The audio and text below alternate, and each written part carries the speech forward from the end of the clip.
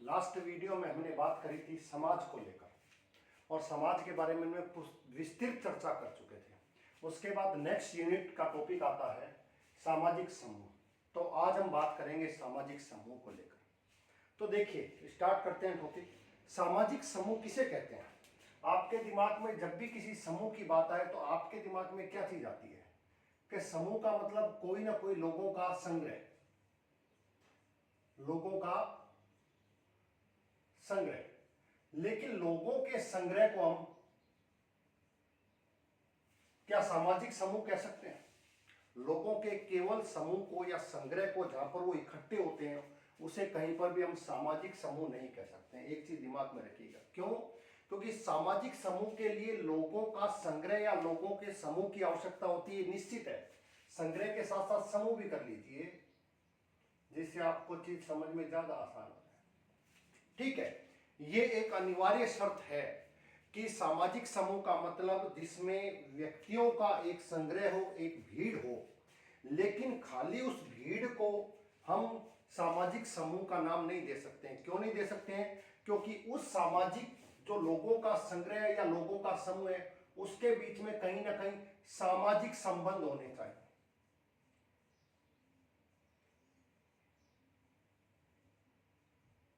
सामाजिक संबंध, तो ध्यान रखिएगा, खाली लोगों का या केवल लोगों का संग्रह या लोगों के समूह को हम सामाजिक समूह नहीं कह सकते हैं। लोगों का ऐसा समूह या संग्रह जिसके अंदर किसी न किसी प्रकार के सामाजिक संबंध क्या हो, स्थापित हो। ध्यान रखिएगा। और सामाजिक संबंध जब स्थापित होंगे तो वो कहीं ना कहीं एक निश्चित संगठन का निर्माण करेंगे। ध्यान रखिएगा, एक निश्चित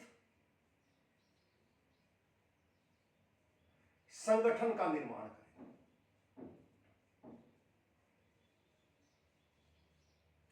जब निश्चित सामाजिक संगठन का निर्माण करेंगे, ऑर्गेनाइजेशन का निर्माण करेंगे, उसे ही कहा जाएगा क्या? सामाजिक समूह। ध्यान रखिएगा।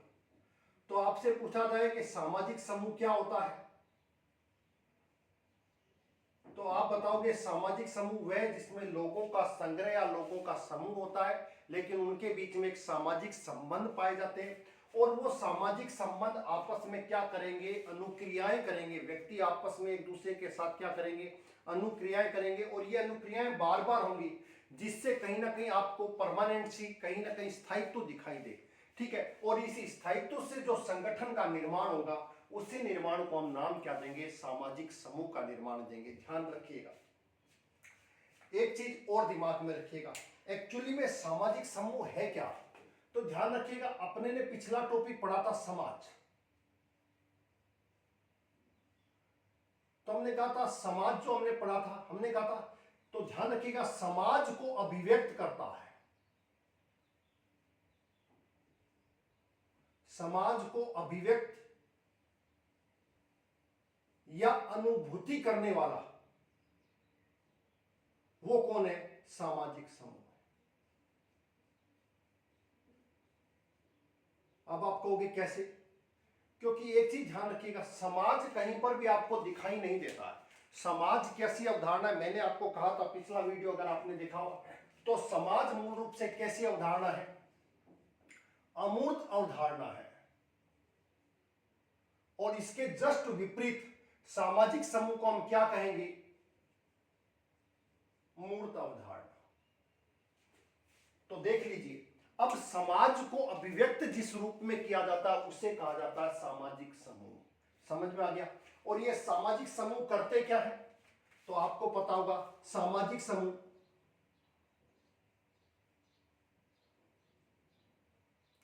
मनुष्य की आवश्यकता की पूर्ति करते हैं।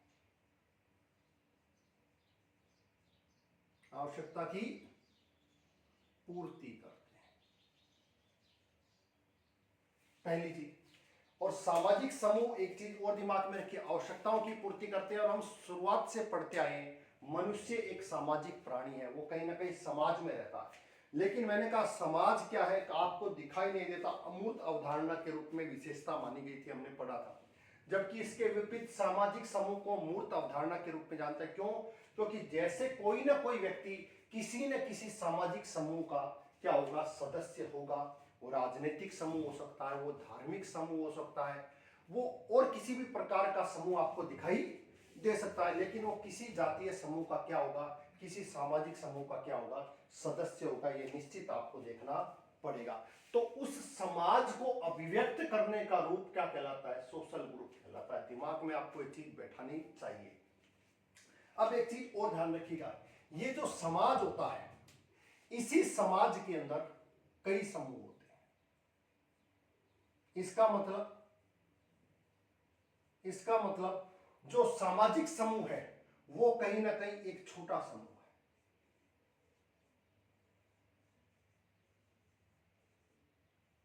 छोटा समूह किसके मुकाबले, समाज के मुकाबले। समाज एक बहुत बड़ी अवधारणा है और एक समाज में कई सारे सामाजिक समूह हो सकते हैं। तो ये चीज से आपको बताने का उद्देश्य ये था कि आपके दिमाग में सामाजिक समूह के दिमाग में कॉन्सेप्ट क्लियर हो जाए कि आखिर सामाजिक समूह कहते किसे हैं। तो सामाजिक समूह से कहेंगे जहां पर लोगों का समूह होगा और उन लोगों के समूह के बीच में, उन लोगों के बीच में कहीं ना कहीं सामाजिक संबंध होंगे और उन सामाजिक संबंधों के कारण एक संगठन का निर्माण होगा और उसी संगठन को हम नाम क्या देंगे, सामाजिक समूह का नाम देंगे। इसको ध्यान रखिएगा। इसी के पैरेलल एक शब्द और आपको देखने को मिलेगा जिस शब्द को कहा जाता है सामाजिक समुच्चय। दोनों में अंतर समझ लेना।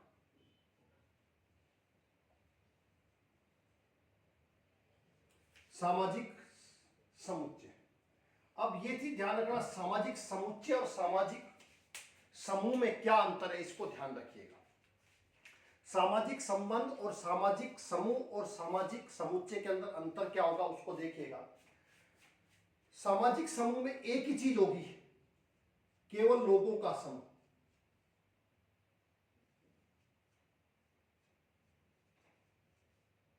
लोगों का समूह तो होगा लेकिन उसके बीच में किसी भी प्रकार के सामाजिक संबंध नहीं होंगे।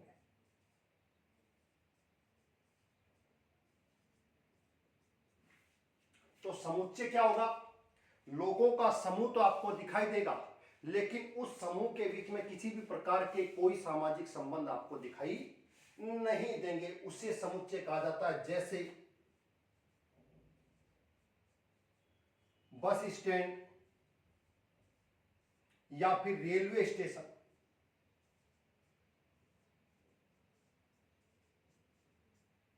रेलवे स्टेशन पर जो भीड़ है उस भीड़ को भी कहीं ना कहीं आप किस रूप में देखोगे, सामाजिक समुच्चय के रूप में देखोगे। एक चीज तो ये हो गई। दूसरी ध्यान रखिएगा, एक समाजशास्त्री है जिसका नाम है बोटोमोर।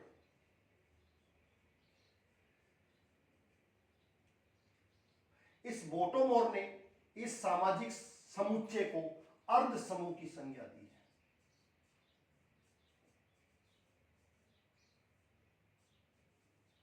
इंपॉर्टेंट फैक्ट है, याद रखिएगा, क्योंकि आपके एग्जाम्स में ऑब्जेक्टिव होते हैं और जब ऑब्जेक्टिव होते हैं तो उसमें ज्यादा किंतु परंतु कुछ नहीं होता है, फैक्चुअल काम होता है।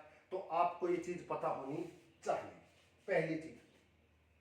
एक चीज और इसमें एडिशन करिएगा। वो एडिशन क्या है, आपने रॉबर्ट मर्टन का नाम सुना होगा, हमने पिछली क्लासों में बात कर चुके हैं। रॉबर्ट मर्टन, इस मर्टन ने, रॉल्फ मर्टन ने क्या बात कही है, मर्टन ने कहा है कि जो राष्ट्र है, इस राष्ट्र को क्या कहा है, सामाजिक समुच्चय कहा है।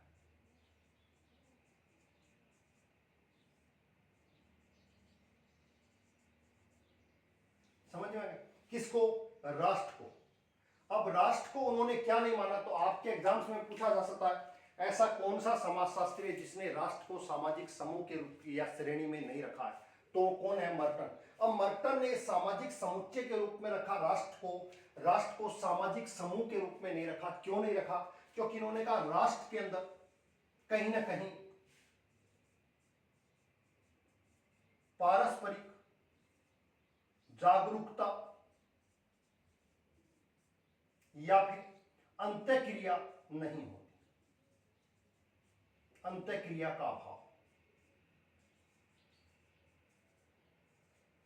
इस अंत्य क्रिया के अभाव के कारण इन्होंने कहा कि राष्ट्र को हम सामाजिक समूह में नहीं रख सकते हैं। क्यों? क्योंकि सामाजिक समूह की एक विशेषता होती है, उसमें अंत्य क्रिया पाई जाती है। क्या पाई जाती है? आपस के अंदर बार बार रिएक्शन पाया जाता है। समझ में आ गया? और क्रिया क्रिया की प्रतिक्रिया, प्रतिक्रिया की अनुक्रिया, ये सब चीजें आपको समूह में देखने को मिलेगी। और उन्होंने कहा राष्ट्र में अंत्य क्रिया का कहीं ना कहीं अभाव देखने को मिलता है। ध्यान रखिएगा, राष्ट्र के साथ साथ इन्होंने प्रजाति का भी यूज किया है कि प्रजाति को भी इन्होंने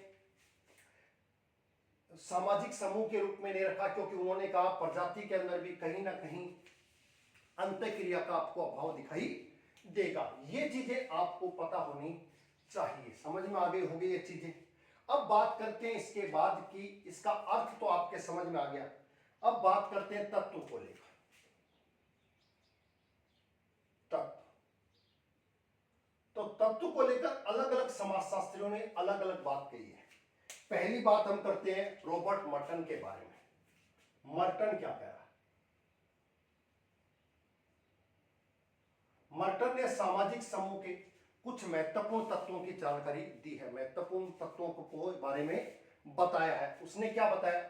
उसने कहा 2 या 2 से अधिक व्यक्ति होने चाहिए। पहले तो 2 या 2 से अधिक व्यक्ति,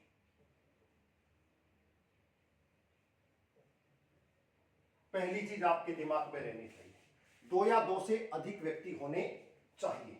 दूसरी बात उन्होंने क्या, उनके अंदर कहीं ना कहीं अनुक्रिया या फिर पुनरावर्ती अनुक्रिया,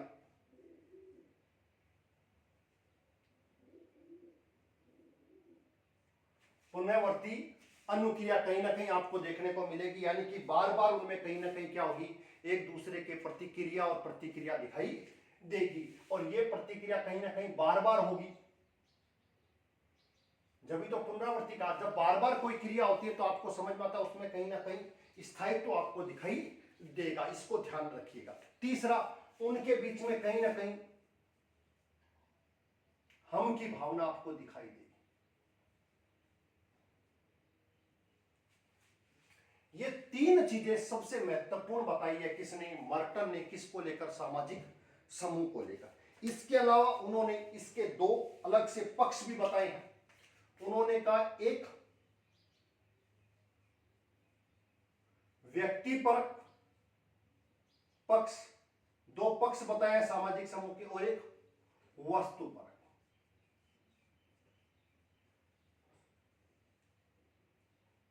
इनको भी आप इनके तत्वों में ही जोड़ सकते हो।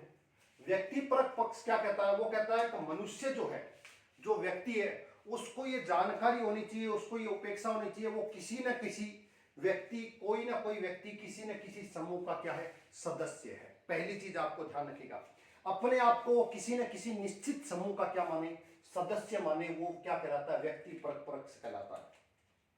ध्यान रखिएगा, व्यक्ति द्वारा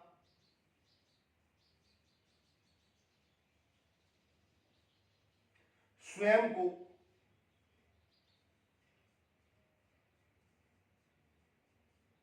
किसी समूह का सदस्य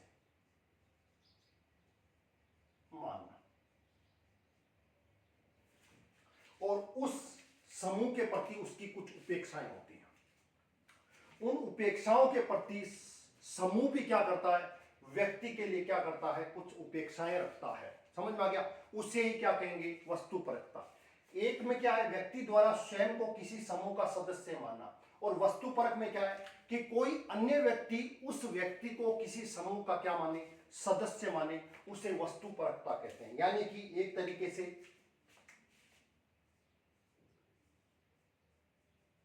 बाह्य लोगों द्वारा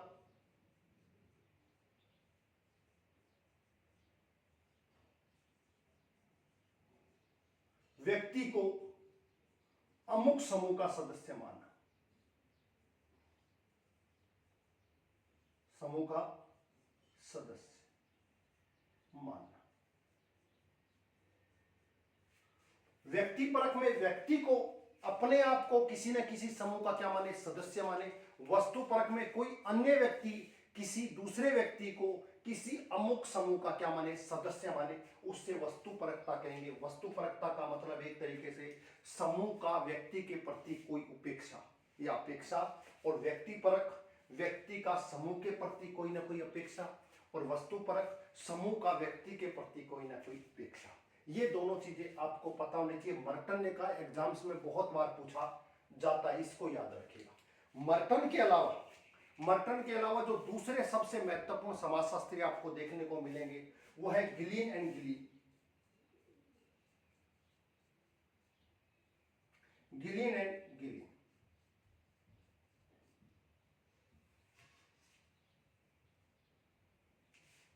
गिलीन और गिलीन ने भी सामाजिक समूह के अंदर कुछ तत्वों के बारे में जानकारी दी है।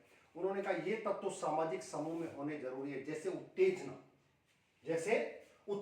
उत्तेजना का प्रति वही मतलब जो अभी हमने व्यक्ति परक में देखा, व्यक्ति का समूह के प्रति अपेक्षा जो होगी, जो उससे वो उपेक्षा रखेगा समूह से, वही क्या कहलाएगी, उत्तेजना कहलाएगी। तो पहली चीज ध्यान रखिएगा, उन्होंने क्या बताई, उत्तेजना। उत्तेजना क्या है, व्यक्ति का समूह के प्रति या व्यक्ति की समूह के प्रति उपेक्षा क्या है, वो अपने समूह से क्या उपेक्षा अपने लिए रखता है, वही उत्तेजना कहलाती है। ध्यान रखिएगा, व्यक्ति की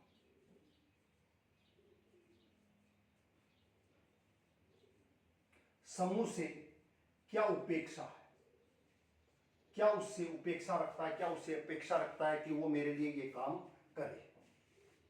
उत्तेजना के बाद दूसरी है सबसे महत्वपूर्ण, अनुक्रिया। अनुक्रिया क्या है कि जब व्यक्ति समूह से कुछ ना कुछ उपेक्षा रखेगा तो आपको ध्यान रखना का समूह द्वारा भी व्यक्ति के प्रति क्या रखी जाएगी, उपेक्षा रखी जाएगी। और उस व्यक्ति जब व्यक्ति समूह के प्रति कुछ ना कुछ उपेक्षा रखता है तो उस उपेक्षा के लिए समूह कुछ ना कुछ काम करेगा, तो उस काम करने को क्या कहा जाएगा, अनुक्रिया कहा जाएगा। समझ में आ गया। तो इसका मतलब क्या होगा, दूसरा अनुक्रिया। अनुक्रिया का मतलब व्यक्ति समूह के प्रति जो उपेक्षा रखता है तो समूह उस उपेक्षा के प्रति क्या करेगा,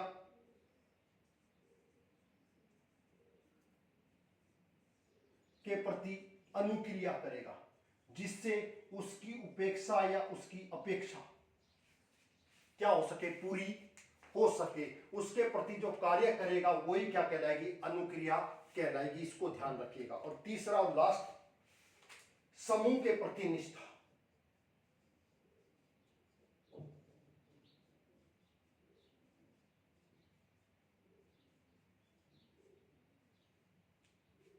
समूह के प्रति व्यक्ति को, जो जिस समूह का सदस्य है उस समूह के प्रति उसको क्या रखनी चाहिए, निष्ठा रखनी चाहिए। ये तीन चीजें गिलीन एंड गिलीन ने आवश्यक तत्वों के रूप में, एलिमेंट्स के रूप में बताई है सामाजिक समूह में। समझ में आ गया। अब इसके अलावा एक और समाजशास्त्री हैं, उनके बारे में भी पढ़ लीजिए, जिसका नाम है गिटलर।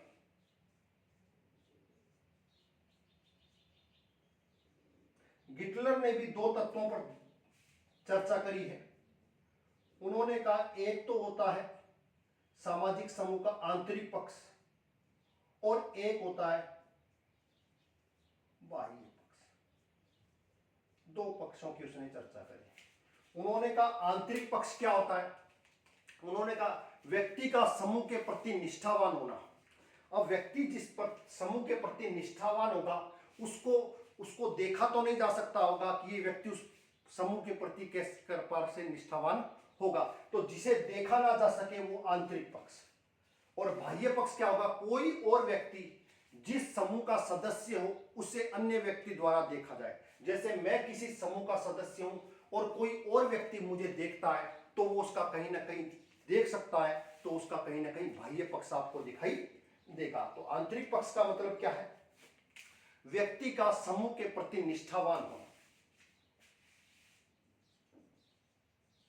व्यक्ति का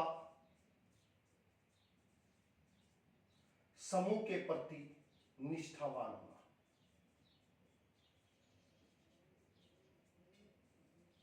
अब जब व्यक्ति समूह के प्रति निष्ठावान होगा, मैं किसी समूह के प्रति निष्ठावान हूं, लेकिन मैं कोई इसको देख तो नहीं सकता। तो ये जब इसको कोई देख ही नहीं सकता है तो उसको क्या कहा गया, उसका आंतरिक पक्ष, देखा न जाना, देखा न जाना, इसलिए उसको आंतरिक पक्ष कहा जाता है। अब मैं किसी समूह का सदस्य हूं और कोई व्यक्ति इस चीज को देख सकता है कि अमुक व्यक्ति अमुक समूह का क्या है, सदस्य है, तो उसका क्या होगा, बाह्य पक्ष होगा। तो बाह्य व्यक्ति द्वारा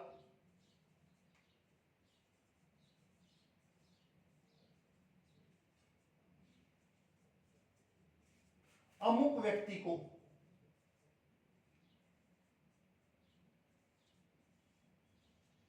अमुक समूह के सदस्य के रूप में देखना। तो ये क्या हो गया, क्योंकि वो उसको देख सकता है, इसको देखा जा सकता है, लेकिन खुद के द्वारा नहीं देखा जा सकता, खुद के द्वारा नहीं देखा जाता। दूसरा व्यक्ति बता सकता है कि अमुक व्यक्ति अमुक समूह का क्या सदस्य है, तो ये उसका बाह्य पक्ष आपको दिखाई देगा। आंतरिक पक्ष, व्यक्ति किसी समूह के प्रति निष्ठावान है, हम कैसे दिखाएंगे कि ये इसके प्रति निष्ठावान है, उसको देखा नहीं जा सकता, तो वो कहीं ना कहीं आंतरिक पक्ष आपको दिखाई देगा। तो ये तीन महत्वपूर्ण समाजशास्त्री थे जिन्होंने कहीं ना कहीं सामाजिक समूह के महत्वपूर्ण तत्वों के बारे में क्या करी है, चर्चा करी है। दोबारा से एक बात बता रहा हूं, हम बात कर रहे हैं सामाजिक समूह सेकंड ग्रेड एसएसटी सोशियोलॉजी की सेकंड यूनिट, जिसका फर्स्ट टॉपिक हम पढ़ चुके थे समाज, हम सेकंड टॉपिक पर बात कर रहे थे सामाजिक समूह। पहली बात करें अर्थ, अर्थ क्या है, लोगों का संग्रह, लोगों का समूह होगा, लेकिन खाली लोगों का जो समूह होगा उसे हम सामाजिक समूह नहीं कह सकते हैं। उस लोगों के समूह के बीच में क्या होंगे, सामाजिक संबंध होंगे, और वो सामाजिक संबंध कहीं ना कहीं एक निश्चित संगठन का निर्माण करेंगे, और जब वो निश्चित संगठन का निर्माण करेंगे उसी संगठन को नाम दिया गया सामाजिक समूह। छोटा समूह होता है, एक समाज में कई प्रकार के समूह हो सकते हैं। समाज जो है, जो रिप्रेजेंट करता है, समाज का अभिव्यक्त रूप जो हम देखा जा सकता है, उसे ही क्या कहा जाएगा, सामाजिक समूह कहा जाएगा। समाज के अभिव्यक्ति या अनुभूति वाले रूप को ही क्या कहेंगे, सामाजिक समूह कहेंगे, जो मनुष्य की आवश्यकताओं की पूर्ति करता है। समाज में कई समूह होंगे, इसको ध्यान रखिएगा। अब इसमें एक टॉपिक निकल कर आएगा, सामाजिक समुच्चय फिर किसे कहेंगे।